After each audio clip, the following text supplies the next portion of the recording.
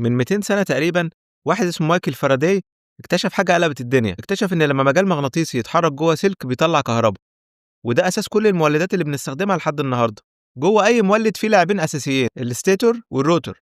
الستيتور فيه الملفات والروتر بيلفوا عليه مغناطيس. تخيلها كده، مغناطيس بيرقص حوالين سلوك، كل ما الحركة تبقى أسرع وأقوى التيار الكهربائي يزيد. في الأول كانوا بيستخدموا مغناطيسيات ثابتة بس كانت كبيرة وضعيفة. بعد كده المهندسين طوروا النظام واستخدموا مغناطيسيات كهربائية بتشتغل بالتيار عشان قوة وكفاءة تعلى. بس المشكلة إيه بقى؟ كانت محتاجة مصدر كهربائي خارجي، حاجة غريبة شوية صح؟ وهنا ظهر الحل العبقري، البي ام جي، يعني مولد مغناطيسي دائم.